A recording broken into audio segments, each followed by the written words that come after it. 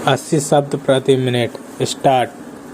मजदूर क्षेत्रों में केंद्रीय श्रम मंत्री के इस कथन का स्वागत किया जाएगा कि सरकार श्रम सम्मेलन और स्थायी श्रम समिति के सम्मुख इस आशय का एक प्रस्ताव रखने जा रही है कि उद्योगों में मजदूरों को भी हिस्सेदार बनाया जाए।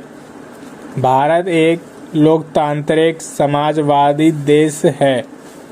वह समानता और शोषण से मुक्ति के सिद्धांत में विश्वास करता है। इसलिए यदि इस प्रस्ताव को स्वीकार कर लिया जाता है और उसके अनुसार औद्योगिक नीति का गठन किया जाता है तो इससे अधिक अच्छी और क्या बात हो सकती है।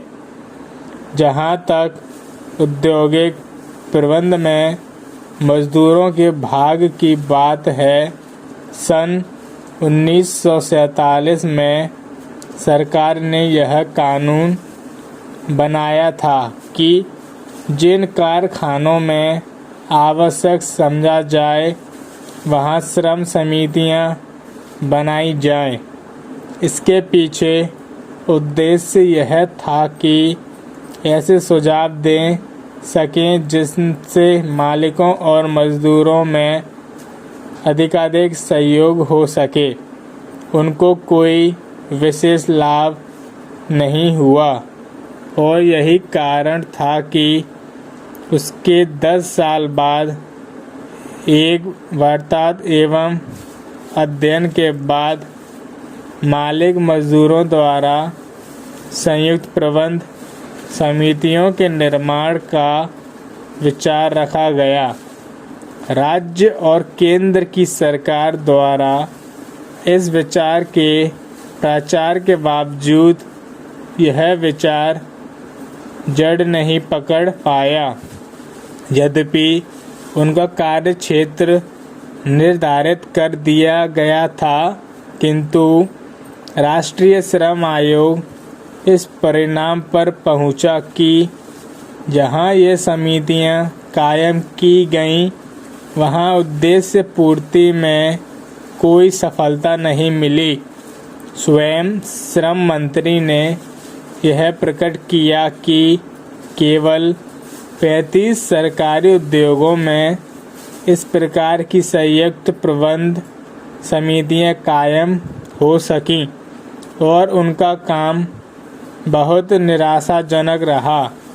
औद्योगिक लोकतंत्र की दिशा में वह एक कदम था, परंतु वह आगे न बढ़ सका। पैराग्राफ। अब पुनः कुछ दिन पूर्व श्रम मंत्री ने घोषणा की थी कि सरकार ने उद्योगों के प्रबंध में मजदूरों को शामिल करने का निश्चय किया है और इसके लिए प्रशासन सुधार आयोग की सिफारिश के अनुसार कारखाने में निर्देशों से एक मजदूरों का प्रतिनिधि रखेगी। अब उन्होंने श्रम मंत्रालय के बजट अनुदान पर हुई बहस का जवाब देते हुए न केवल यह बात दोहराई है, अपितु यह संकेत भी दिया है कि उद्योगों में मजदूरों की हिस्सेदारी की योजना भी सरकार के दिमाग में है।